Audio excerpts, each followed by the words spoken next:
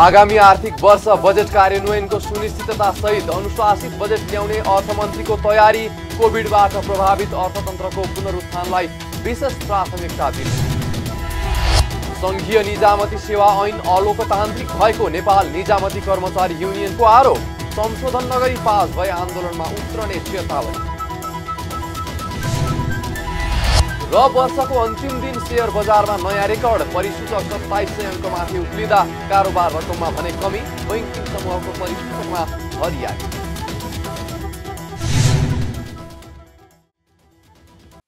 हामी छौं पल पल तपाईसँग, हिमाल पहाड तराईसँग, साथ छ हाम्रो बढ्ने कदमलाई। सलाम छ ती पोरखी हातहरूलाई, जिन्दगी सजाइदिन्छौँ हामी, हर सासको साथी बन्छौँ हामी। सुरक्षा अनि समृद्धि प्राण छ हाम्रो, हर आफू पनि बचौं, अरूलाई पनि बचाऊ। आजै नेपाल लाइफमा जीवन बिमा गरौँ। हामी हौ नेपाल लाइफ, किनकि जीवन अमूल्य छ।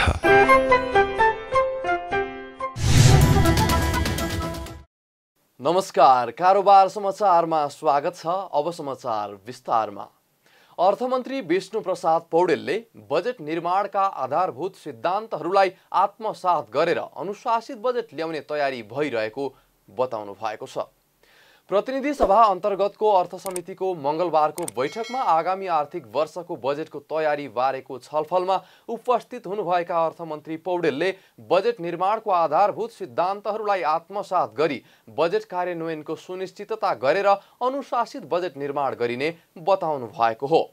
यस्तै कोभिड-19ले सिर्जना गरेको चुनौती र त्यसको सामना गर्ने कुरालाई बजेटले सर्वोच्च प्राथमिकतामा राख्ने पनि जानकारी गराउनुभयो।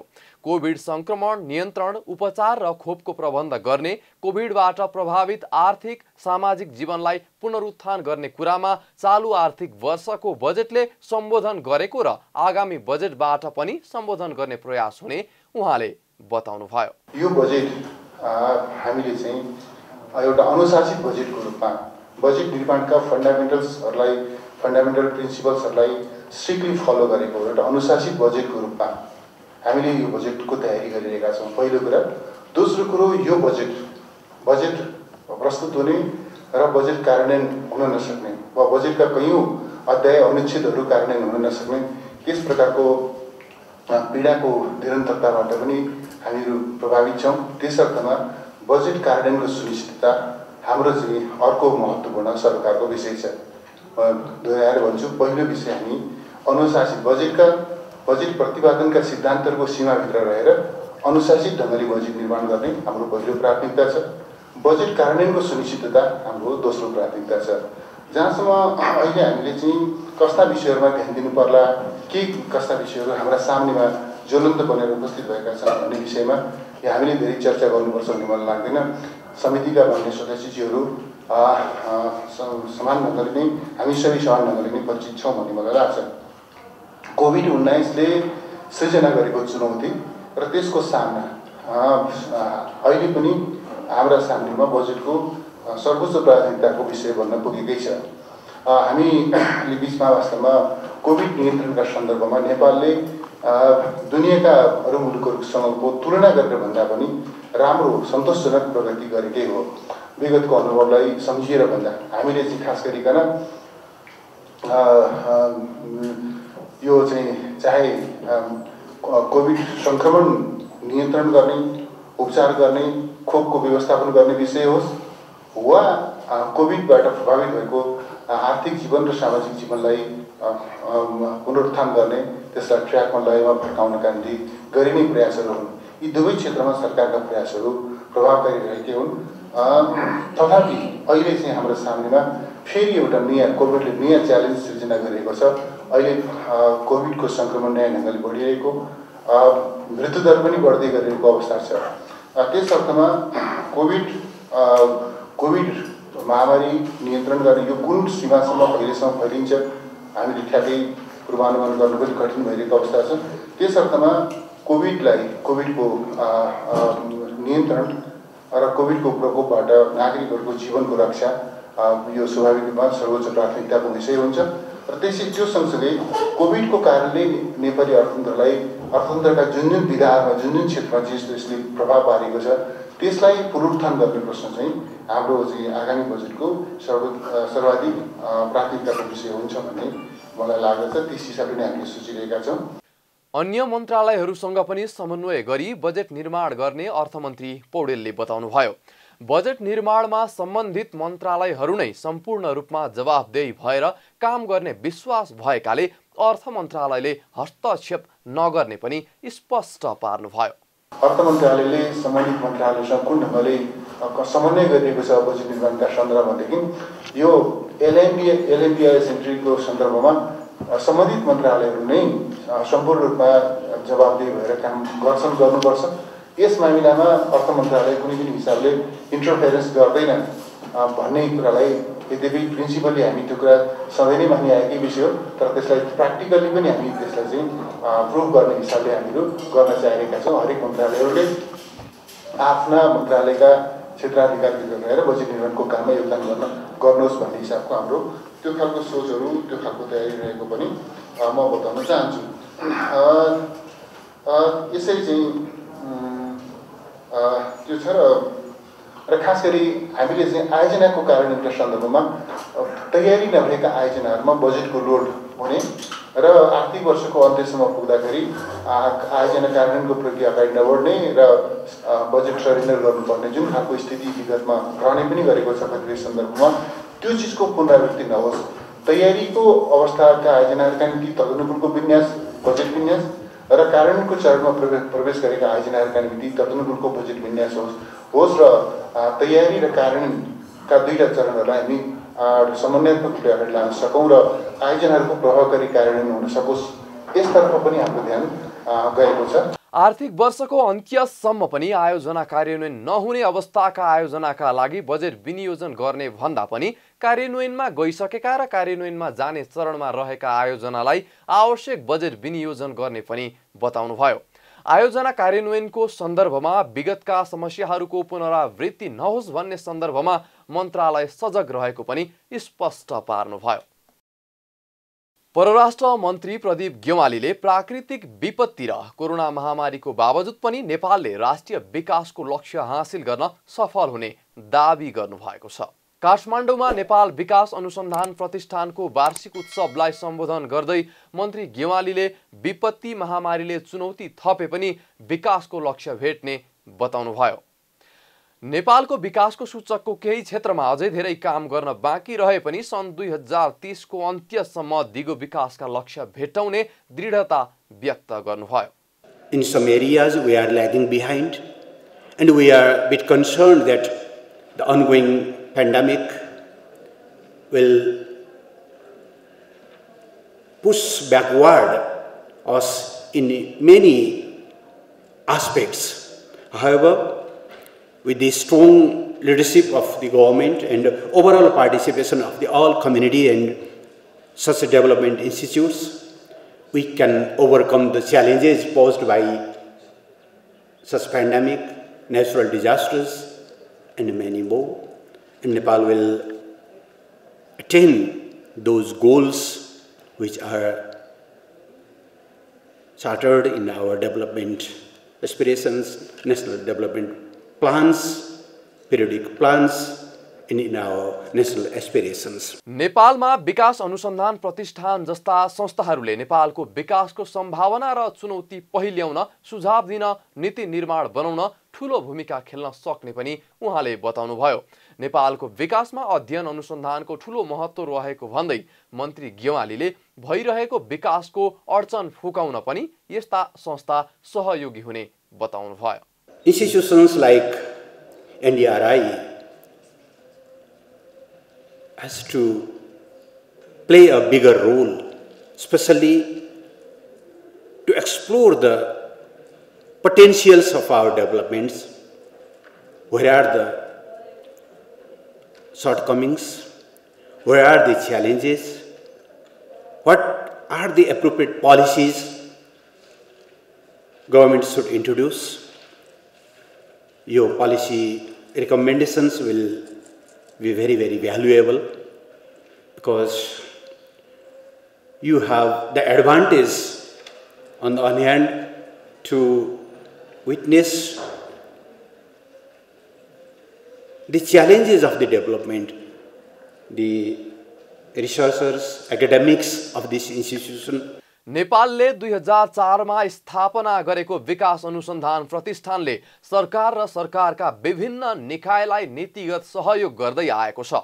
विभिन्न क्षेत्रमा विज्ञता हासिल गरेका व्यक्तिहरूलाई संस्थागत संरचनामा गोलबन्द गरी विकास निर्माण, योजना तर्जुमा, जलवायु परिवर्तन, गरिबी निवारण, प्राकृतिक विपत्ति न्यूनीकरण जस्ता क्षेत्रमा नीतिगत सुझाव दिँदै आएको छ। नेपाल निजामती कर्मचारी युनियन संघले संसदको राज्य व्यवस्था तथा सुशासन समितिबाट पास भई संसदमा पुगेको संघीय निजामती सेवा ऐन तानाशाही र अलोकतान्त्रिक रहेकाले पास नगर्न चेतावनी दिएको छ। मंगलबार नेपाल निजामती कर्मचारी युनियन संघको राष्ट्रिय भेला तथा विधान अधिवेशन 2077 बाट पारित काठमाडौँ घोषणा पत्रको बारेमा जानकारी दिन आयोजित पत्रकार सम्मेलनमा बोल्दै युनियनका अध्यक्ष गोपाल प्रसाद पोखरेलले संघीय निजामती सेवा ऐनमा लोकतन्त्र विरोधी रहेको बताउनुभयो। ऐनले संविधानलाई नै उल्लङ्घन गरेको तथा कर्मचारीहरूको सेवा सुविधा, वृत्ति विकास लगायतका विषयमा अलोकतान्त्रिक तवरले तानाशाही व्यवस्था कायम गरिएको भन्दै सो ऐन पास भए कर्मचारीहरू आन्दोलनमा उत्रने बताउनुभयो। राष्ट्रिय भेलाले ऐनको विरुद्धमा देशव्यापी रूपमा हस्ताक्षर अभियान सञ्चालन गर्ने पनि निर्णय गरेको छ। यदि यो ऐनलाई यही रूपमा सरकारले पास गर्छ भने कर्मचारी युनियन संघ यही तपाईको मिडिया मार्फतै धावा बोल्न चाहन्छ, जुन दिन त्यो विधेयक पास गर्छ त्यही दिनदेखि कर्मचारी युनियनको संघको नेतृत्वमा ठूलो भयंकर आन्दोलन हुन्छ साथीहरू। आम कर्मचारीको हितमा ठूलो आन्दोलन हुन्छ। र राष्ट्रिय भेलाले तपाईले अहिले कतिको थाहा पाउनु भएको छ, यो राष्ट्रिय भेलाले एउटा निर्णय पनि गरिसकेको छ। 77 जिल्लामा सबै विभागीयमा, सबै केन्द्रीय स्तरका कार्यालयमा, सबै प्रदेश कार्य समितिमा हामीहरूले चाहिँ हस्ताक्षर अभियान चलाउँदैछौँ। सरकारले निजामती प्रशासनलाई विघटन गरेर आफू अनुकूलका कर्मचारीहरूलाई करारमा नियुक्त गर्ने चेष्टा गरेको अध्यक्ष पोखरेलले बताउनुभयो। नेपाल निजामती कर्मचारी युनियन संघका उपाध्यक्ष उत्तम कुमार कटुवालले संघीय निजामती सेवा ऐनले ट्रेड युनियनको अधिकारलाई हनन गरेको बताउनुभयो। श्रेणीविहीन कर्मचारीको वृत्ति विकासको व्यवस्थालाई कुण्ठित गरिएको पनि उहाँले बताउनुभयो। करार कर्मचारीहरूलाई स्थायी बनाउनु पर्ने आफूहरूको मागको सम्बोधन गर्न सरकारलाई ध्यानआकर्षण पनि गराउनु भयो। जुन तरिकाले श्रेणीविहीन कर्मचारीहरूलाई माथि जानुपर्ने व्यवस्था, श्रेणीविहीन कर्मचारीको विषयमा जुन एउटा यो सरकारले त्यसलाई पनि कुण्ठित गरेको छ, त्यो विषयमा हाम्रो नेपाल निजामती कर्मचारी युनियन संघको गम्भीर ध्यानआकर्षण भएको छ। र हिजो जुन तरिकाले हामीले करारहरूको विषयमा स्थायी हुनुपर्छ भने हाम्रो कर्मचारी युनियन संघले कुरा राखेको थियो, त्यो आज पनि हामी त्यस विषयमा हामी गम्भीर छौँ। सरकारलाई यो विषयमा पनि सम्बोधन गर्न हामी नेपाल सरकारलाई हार्दिक अनुरोध गर्दछौँ। युनियन सरकार नायब सुब्बाको वृत्ति विकास र बढुवामा गम्भीर नभएको पनि उपाध्यक्ष कटुवालले बताउनुभयो। ट्रेड युनियनको अधिकारको निम्ति नेपाल निजामती कर्मचारी युनियन संघले जस्तो सुकै आन्दोलन गर्न तयार रहेको पनि बताउनुभयो। विज्ञापन बोर्डका नवनियुक्त अध्यक्ष लक्ष्मण हुमागाईले विज्ञापनको क्षेत्रमा देखा परेका विकृति र विसङ्गतिहरूको अन्त्य गर्ने प्रतिबद्धता जनाउनु भएको छ। मंगलबार बबरमहल स्थित विज्ञापन बोर्डको कार्यालयमा आफ्नो कार्यभार सम्हाल्दै अध्यक्ष हुमागाईले विज्ञापनको क्षेत्रमा देखा परेका विकृति र विसङ्गतिहरूको अन्त्य गरिने प्रतिबद्धता जनाउनु भएको हो। बोर्डको प्रमुख उद्देश्य विज्ञापन बजारको विस्तार गर्ने, विज्ञापन रहित नीतिको कार्यान्वयन र अवैध रूपमा विज्ञापन भइरहेका क्षेत्रहरूमा नियमन र नियन्त्रण गर्ने रहेको भन्दै नवनियुक्त अध्यक्ष हुमागाईले सरकारवालाहरूसँग छलफल गर्दै नीति निर्धारण गर्ने र व्यवस्थित रूपमा सञ्चालन गर्ने योजना रहेको बताउनुभयो। बोर्डले सरकारी विज्ञापनको व्यवस्थापनका साथै महत्त्वपूर्ण मिडिया क्याम्पेनहरू सञ्चालन गर्ने पनि उहाँले बताउनुभयो। यो क्षेत्रमा देखेका विकृति र विसङ्गतिहरूको अन्त्य गर्ने र चाहिँ यो क्षेत्रलाई एउटा व्यवस्थित ढङ्गले सञ्चालन गर्ने र विज्ञापन बजारको विस्तार गर्ने यो बोर्डको प्रमुख उद्देश्य हुनेछ भने विज्ञापन रहित नीतिको कार्यान्वयन र अवैध रूपमा विज्ञापन भइरहेका क्षेत्रहरूमा नियमन र नियन्त्रण गर्ने लगायतका कामहरू चाहिँ यो विज्ञापन बोर्डको काम हो र हामीले तत्कालै विज्ञापनसँग सरकारवाला 5 पक्षको छुट्टा छुट्टै र सामूहिक छलफलबाट एउटा नीति निर्धारण गर्छौँ र त्यसलाई चाहिँ व्यवस्थित रूपमा चाहिँ सञ्चालन गर्छौँ। एउटा पक्ष भयो। अर्को चाहिँ सरकारी विज्ञापनको व्यवस्थापन पनि यो ऐनले चाहिँ यही बोर्डलाई जिम्मेवारी दिएको छ र सरकारी विज्ञापनको व्यवस्थापनका साथै सरकारका महत्त्वपूर्ण मिडिया क्याम्पेनहरू सञ्चालन गर्ने काम पनि यही बोर्डले गर्छ। त्यसैले म यस अवसरमा यहाँहरू मार्फत खास गरिकन विज्ञापन नियमन गर्ने ऐनको निर्माण, नियमावलीको निर्माण, विज्ञापन रहित नीतिको मस्यौदामा म जसरी संलग्न भएँ त्यसै गरी मलाई नेपाल सरकारले अहिले विज्ञापन नियमन गर्ने ऐनको कार्यान्वयनको लागि चाहिँ दायित्व पनि मेरै काममा दिएकोले म यसप्रति खास गरिकन नेपाल सरकार, सम्माननीय प्रधानमन्त्रीज्यू र माननीय सञ्चार तथा सूचना प्रविधि मन्त्रीज्यू लगायत मलाई सहयोग गर्ने सबैलाई आभार व्यक्त गर्छु। अध्यक्ष हुमा गाईले लोक कल्याणकारी विज्ञापनलाई बोर्डले व्यवस्थित बनाउने समेत बताउनु भएको छ। साथै केन्द्र, प्रदेश तथा स्थानीय स्तरको विज्ञापनको काम व्यवस्थित र संवेदनशील भएर सञ्चालन गर्ने पनि बताउनु भयो। बीमा समितिका अध्यक्ष सूर्य प्रसाद सिलवालले बीमा कम्पनीहरूले दाबी भुक्तानी सेवालाई सरल र सहज बनाउन आवश्यक रहेको बताउनु भएको छ।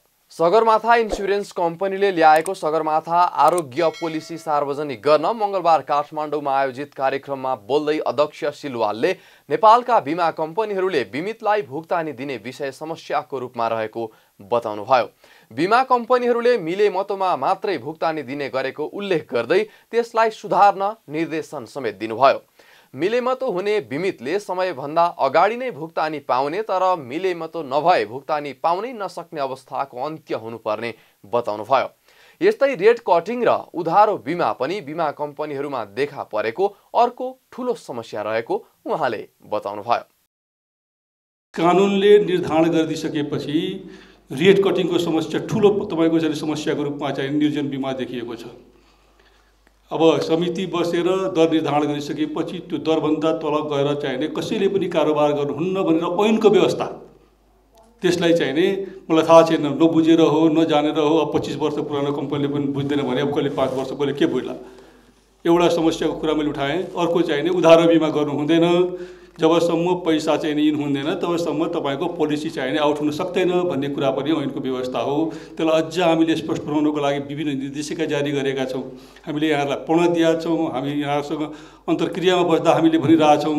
यो कुरोलाई पनि मलाई लाग्छ अन्डरमाइन गरिए जस्तो छ होइन। अब मैले अघि पनि भने नयाँ वर्षले हामी सबैलाई सद्बुद्धि दियोस्। मलाई लाग्छ छैन यी सबै कम्पनीको हकमा मैले यसको मात्रै कुरा गरे होइन, सबै कम्पनीलाई मैले भनिरहेको। र त्यस्तो ठुलो समस्या भनेको चाहिँ नि भुक्तानीको समस्या, मिलोमतोको समस्या। मिलोमतो छैन भुक्तानी हुँदैन, मिलोमतो छ टाइमभन्दा पहिला भुक्तानी हुन्छ। मैले हाम्रा चाहिँ नि तपाईँको अन साइट इन्स्पेक्सनबाट देखिएका कुराहरू यहाँलाई मैले केही सानो सानो दृष्टान्त मात्रै दिया हो। अब यी समस्याहरूलाई हामीले चाहिँ नि थाती राखेर अब हामी इनोभेटिभ भयौँ, हामी अगाडि बढ्यौँ, हामीले सबै कुरा राम्रो गऱ्यौँ भन्ने कुरो त साँच्चीको बनेर देखाउनु पर्यो। साँच्चीको बनेर देखाउनु पर्यो त 10% अर्को हाम्रो चाहिँ सहयोग एक्स्ट्रा हामी दिन्छौँ। रेट कटिङ, उधारो बिमा र भुक्तानीमा मिलेमतो लगायतका समस्यालाई सुधार नगर्दासम्म बिमा क्षेत्रको विकास सम्भव नभएको पनि अध्यक्ष सिलवालले बताउनुभयो। जतिसुकै नयाँ बिमा योजना ल्याए पनि यी समस्यालाई समाधान नगरेसम्म बिमा बजारको विस्तार हुन नसक्ने पनि बताउनुभयो। सगरमाथा इन्स्योरेन्स कम्पनीले ल्याएको योजनामा 7 देखि 10 लाख रुपैयाँसम्मको व्यक्तिगत दुर्घटना जोखिम, 1 देखि 5 लाख रुपैयाँसम्मको स्वास्थ्य उपचार जोखिम र 1 देखि 10 लाख रुपैयाँको गम्भीर प्रकृतिका जोखिम एकै पटकमा वहन हुनेछ। यदि कुनै बिमितले 7 लाख रुपैयाँको दुर्घटना बिमा, 1 लाख रुपैयाँको स्वास्थ्य उपचार बिमा र 1 लाख रुपैयाँसम्मको गम्भीर प्रकृतिका जोखिमको बिमा गर्न 1 वर्षमा 1600 रुपैयाँ बिमा शुल्क भुक्तानी गरे पुग्ने इन्स्योरेन्सले जनाएको छ। इन्स्योरेन्सले बिमा दाबी भुक्तानीको प्रक्रियालाई पनि सहजीकरण गरेको बताएको छ। कुनै पनि बिमितले आफू अस्पतालबाट डिस्चार्ज भएको वा रोग पत्ता लागेको 7 दिनभित्रमा लिखित वा मौखिक जानकारी दिएमा दाबी गरेको 1 हप्ताभित्र रकम भुक्तानी गरिसक्ने पनि जनाएको छ। शेयर बजार मापन गर्ने नेप्से परिसूचक वर्षको अन्तिम दिन 2700 अङ्कको नयाँ उचाइमा पुगेको छ। मंगलबार नेप्से परिसूचक 23.23 अङ्कले बढेर 2714.79 अङ्कको नयाँ उचाइमा पुगेको हो। क वर्गको कम्पनीहरूको मापन गर्ने सेन्सिटिभ इन्डेक्स पनि 1.25% अर्थात् 5.99 अङ्कले बढेर 486.28 अङ्कमा उक्लिएको छ। परिसूचकमा नयाँ उचाइ कायम भएको दिन कारोबार रकम भने अघिल्लो दिनको तुलनामा घटेको छ। दिनभर 209 कम्पनीको 1 करोड 46 लाख किता शेयर 7 अर्ब 14 करोड 31 लाख रुपैयाँ बराबरको शेयर कारोबार भएको छ। अघिल्लो दिन 7 अर्ब 61 करोड रुपैयाँ बराबरको शेयर कारोबार भएको थियो। नेप्से परिसूचकमा नयाँ उचाइ कायम भएको दिन विकास बैंक समूहको परिसूचक सबैभन्दा धेरै 3.41% ले बढेको छ। वाणिज्य बैंक समूहको परिसूचक पनि 2.3% ले बढेको छ। यस्तै व्यापार, जलविद्युत, वित्त र म्युचुअल फन्ड समूहको परिसूचक पनि बढेको छ। त्यसबाहेक बाँकी सबै समूहको परिसूचक घटेको छ। वर्षको अन्तिम दिन Nabil bank, Nepal Bangladesh bank, NIC Asia bank र नेपाल पूर्वाधार बैंकको शेयर सबैभन्दा धेरै 20 करोड रुपैयाँ माथिको कारोबार भएको छ। कारोबार समाचारमा अब सुन चाँदी र विदेशी विनिमय दर सम्बन्धी जानकारी।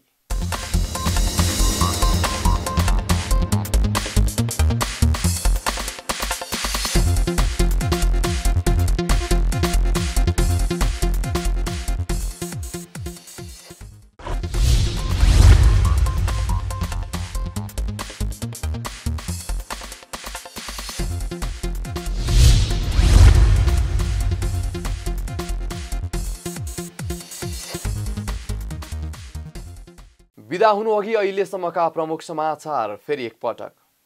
आगामी आर्थिक वर्ष बजेट कार्यान्वयनको सुनिश्चितता सहित अनुशासित बजेट ल्याउने अर्थमन्त्रीको तयारी। कोभिडबाट प्रभावित अर्थतन्त्रको पुनरुत्थानलाई विशेष प्राथमिकता दिनु।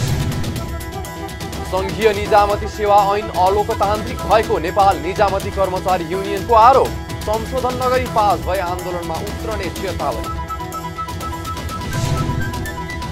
र वर्षको अन्तिम दिन शेयर बजारमा नयाँ रेकर्ड। परिसूचक 2700 अङ्कमाथि उक्लिँदा कारोबार रकममा भने कमी। बैंकिङ समूहको परिसूचकमा हरियाली।